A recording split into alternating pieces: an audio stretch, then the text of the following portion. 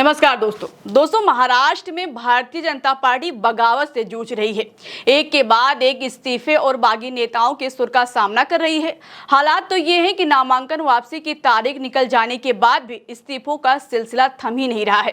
भाजपा अपने पार्टियों के नेताओं को मना पाने में नाकामयाब हो रही है। अब बीजेपी की पूर्व सांसद हिना गाबित ने पार्टी की प्राथमिक सदस्यता से इस्तीफा दे दिया है।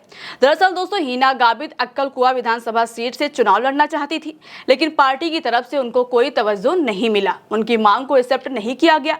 महायुति के सीट शेयरिंग फॉर्मूले में यह सीट एकनाथ शिंदे की शिवसेना को मिली। फिर हिना गाबित ने निर्दलीय चुनाव लड़ने का फैसला किया और अपना नामांकन दाखिल कर दिया। हिना को लगा शायद नामांकन की आखिरी तारीख तक उनकी मांग को बीजेपी मान लेगी और टिकट मिल जाएगा, लेकिन ऐसा हुआ नहीं। नामांकन वापस लेने की आखिरी तारीख भी निकल गई, लेकिन उनकी मांग को एक्सेप्ट नहीं किया गया। फिर हिना गाबित ने खफा होकर भारतीय जनता पार्टी को अपना इस्तीफा थमा दिया। दोस्तों हिना गाबित ने इस्तीफे की वजह बताई है कि शिवसेना शिंदे गुट बीजेपी के खिलाफ काम कर रहा है। यानी दोनों पार्टियां हैं तो गठबंधन में, लेकिन दोनों पार्टियों के बीच अंदरूनी कलह है। शिवसेना शिंदे गुट ना तो बीजेपी से सलाह लेता है और ना ही उनकी बातों को सुनता है। इसलिए उन्होंने शिंदे गुट के खिलाफ चुनाव लड़ने का फैसला लिया है और वो महायुति के प्रत्याशी अमाशया फूजली पांडवी के खिलाफ मैदान में नजर आएंगी। हिना गाबित की उम्मीदवारी की वजह से इस सीट पर हाई वोल्टेज मुकाबला देखने को मिल सकता है।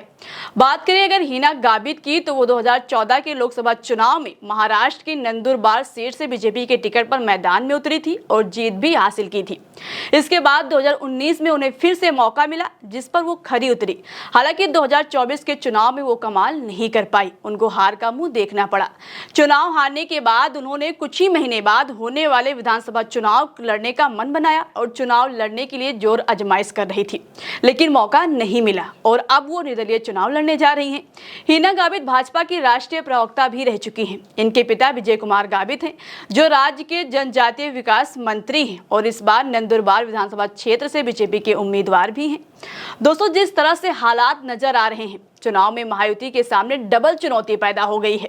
एक तो उनके सामने महाविकास अघाड़ी है, दूसरा उनके अपने बागी नेता, जो साफ है कि महायुति का ही वोट काटेंगे। ऐसी ही कई सीटें हैं जहां पर महायुति के सामने डबल चुनौतियां हैं, जो बीजेपी का सिरदर्द बना हुआ है। सिरदर्द को कम करने के लिए रास्ता नजर नहीं आ रहा है, क्योंकि एक तरफ सहयोगी पार्टी है और दूसरी तरफ बीजेपी के अपने नेता। आखिर मनाए तो किसको मनाए? दोस्तों महाराष्ट्र विधानसभा चुनाव में किसकी जीत होगी किसकी हार, ये तो 23 नवंबर को साफ होगा। लेकिन चुनाव से पहले जो संकेत मिल रहे हैं, जैसे बीजेपी में बागी नेताओं के सुर सामने आ रहे हैं, उन तस्वीरों को देखकर और उसको समझकर राजनीतिक जानकार कह रहे हैं कि चुनाव परिणाम में बीजेपी और उसके सहयोगियों को झटका लग सकता है।